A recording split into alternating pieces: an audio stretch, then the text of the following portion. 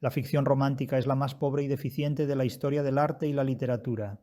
La literatura fantástica no es una invención del romanticismo, sino una adulteración, con frecuencia devaluada, de obras y tradiciones literarias ya existentes y deficientemente interpretadas. La imaginación romántica es uno de los estadios históricamente más empobrecidos de la imaginación artística y literaria. La ficción es clave en la literatura, porque a través de ella, de la ficción, la literatura impone la presencia de lo no operatorio dentro de la realidad. Esta es la tesis que, sobre la ficción literaria, expuse por vez primera en 2006. Más tarde se convirtió en el capítulo 3.6 de la crítica de la razón literaria. Otros autores han examinado el concepto de lo fantástico en relación con cuatro ideas fundamentales: la realidad, lo imposible, el miedo y el lenguaje.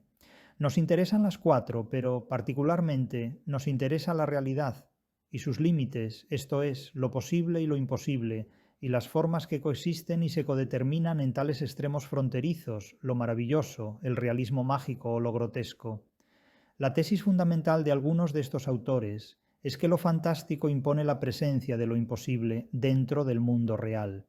Dicho de otro modo, lo fantástico dota a lo imposible de existencia operatoria dentro del mundo conocido. Lo fantástico en este punto constituye una amenaza para la razón, porque lo imposible rebasa las posibilidades de la razón, la desafía y desorienta, la extravía. Se interpreta así lo fantástico como una dialéctica entre la realidad y lo imposible. Pero todo esto solo es posible en el arte, en la literatura, porque la existencia operatoria de lo fantástico solo puede darse en la existencia estructural de lo imposible, como categoría estética, retórica y poética. Desde sus más tempranos orígenes y hasta el siglo XVIII, la literatura había acogido las formas de lo imposible con el consentimiento de algunas ciencias, la mayoría en precario desarrollo, con la complicidad de algunas filosofías, más atentas al sujeto y al mundo desconocido que a la operatoriedad del mundo interpretado, y con la tolerancia circunstancial de la religión, que pese a la teología, en muchos casos acoge sorprendentemente numerosos elementos luminosos e incluso mitológicos. Sin embargo, desde la experiencia de la Ilustración, el materialismo científico, el racionalismo filosófico y el idealismo monista de la teología, un único Dios de atributos indefinidos y absolutamente metafísicos, destierran de la realidad del mundo interpretado todo término o referente de ficción, es decir, todo elemento cuya existencia no sea operatoria en el mundo intervenido por la ciencia y la razón, o no sea pertinente en el dominio monopolizado por una creencia religiosa dictaminada según los cánones de la teología. De un modo u otro, razón teológica y razón antropológica derogan la existencia operatoria de lo imposible. En adelante, la única forma de expresión y operatoriedad de lo imposible será el formato de lo fantástico, es decir, el postulado de su existencia estructural en el dominio de las formas estéticas, poéticas o retóricas. Con todo, el triunfo de la razón no siempre fue el triunfo del ateísmo. La fe se repliega, en muchos casos, en una suerte de vago teísmo, de religión natural o incluso de agnosticismo, la versión más ridícula del ateísmo.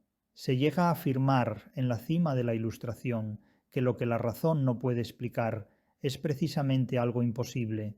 Cito a Roas: esta concepción realista de la verosimilitud y de la mimesis traducía en cierto modo uno de los cambios fundamentales que se habían producido en los intereses estéticos dieciochescos, el descubrimiento de la sociedad como materia literaria.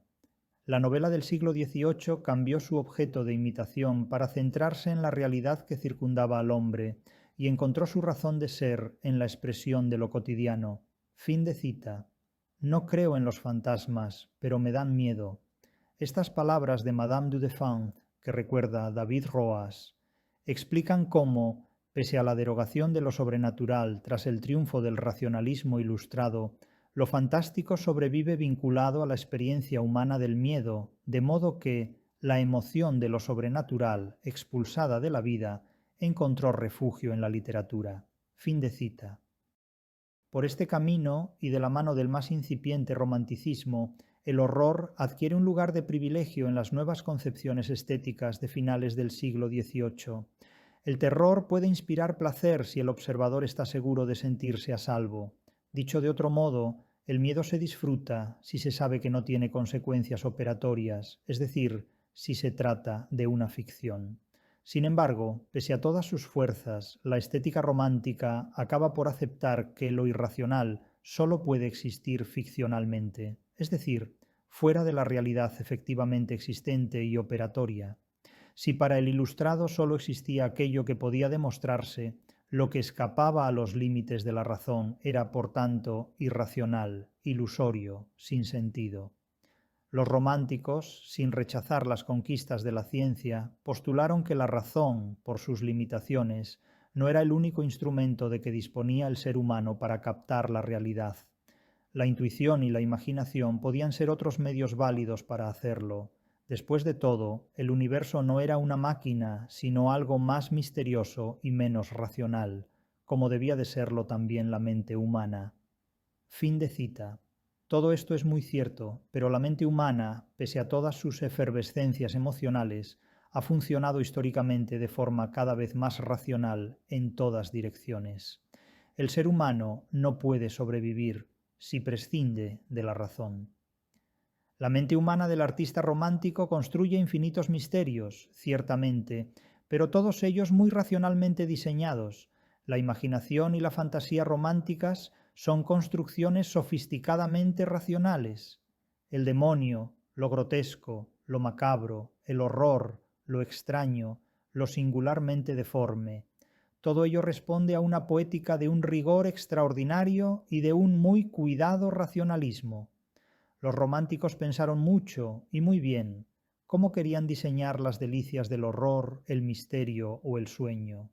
No inauguraron un lugar en el cosmos capaz de sustraerse a la intervención de la razón.